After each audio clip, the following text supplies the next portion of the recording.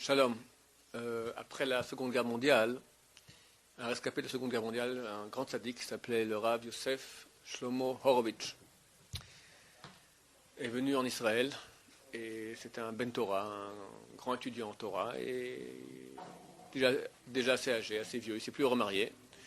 Alors il habitait à la Yeshiva de Ponovitch et il avait une chose assez spécifique, les élèves l'ont remarqué, il étudiait toujours debout. Comme du temps de nos ancêtres, Rabbi Shimon Bar Yochai, jusqu'à Rabbi Shimon Bar Yochai, c'est marqué qu'on étudie la Torah debout, quoi, assis.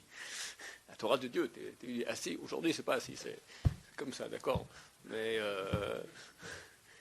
à l'époque, c'était debout. Alors lui aussi étudiait debout. Et les années passent, il était déjà très vieux, il avait 93 ans. Et toujours, il montait tous les jours, toute la journée, il était debout comme ça en train d'étudier, le soir aussi. Et un soir, les élèves voient qu'il ne monte pas. Ils sont inquiétés. Alors, ils sont allés voir le Mashgiach, responsable spirituel de la Yeshiva. C'était un des grands tzaddikim de notre génération, le Rav Yechezkel Levenstein, Zecher Tzadik Vekadosh Livracha, qui a pris ça, va dans sa chambre. Il le voit, assis en train d'étudier dans sa chambre. Et qu'est-ce qui se passe? Il dit, je ne me sens pas très bien. Bon, je préfère étudier assis. Il amène les médecins. Le médecin vérifie qu'effectivement son n'était pas bien, il a quelques moments encore à vivre, il est en train d'agoniser déjà. Donc, le Rav Levenstein dit au Rav Horovitch, tu sais que tu es en train d'étudier, c'est très bien, mais bon, on ne sait pas à quelle heure chacun... Il n'était pas au courant qu'on les médecins avaient dit que ces jours étaient comptés, qu'il n'y avait plus beaucoup de temps à vivre. Ils ne se sentaient pas très bien. Et tu sais... Ils ne sont pas très bien, personne ne sait quand son heure arrive, peut-être que c'est bien que tu te couches comme ça, pour pas qu'il tombe par terre comme ça, pas qu'il se fasse mal, il meurt de toute façon, mais bon, c'est pas, qu'on meurt dans son lit, c'est plus, alors il a dit, tu sais, on ne sait jamais quand son heure peut arriver, c'est peut-être mieux que tu sois couché, évidemment il a tout de suite compris de quoi il parlait, il dit, t'en fais pas, je sais très bien qu'il me reste quelques heures à vivre, tout ce que je peux encore récolter de Torah, je récolte.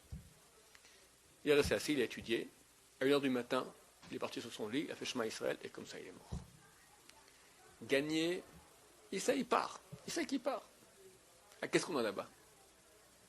De l'argent, du kavod, Torah. Le langage d'Olam Haba, c'est Torah. C'est tout ce qui reste. Tout ce qui reste. Le Rav Eliashiv, le Gdolador, le plus grand rabbin ashkénaze aujourd'hui, le Rav Eliashiv. Shalita, qui vit encore, que Dieu rallonge ses jours. D'accord? Il y a quelques années, il devait passer une opération, on ne savait pas s'il s'en sortait. Il est déjà très vieux, là, aussi 90 ans et quelques. Très vieux. Bon, il va pour l'opération, on lui met les tuyaux, tous les trucs, il a avec lui une petite Gemara.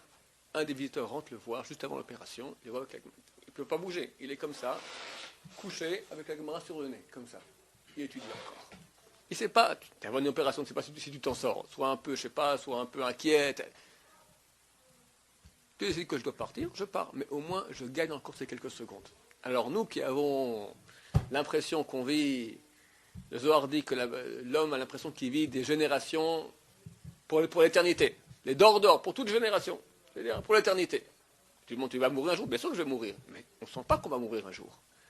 Or, un jour on part, messieurs. Baruch Hashem, après beaucoup de temps, mais on part. Et tout ce qu'on a fait dans ce monde reste pour l'éternité, éternité. Et combien on peut après se taper la tête dans les murs de Olam Haba, dans les murs du palais ou de la prison, je ne sais pas, chacun d'après ce qu'il doit, qu'on a pu gagner un peu plus de Torah. Bonne journée.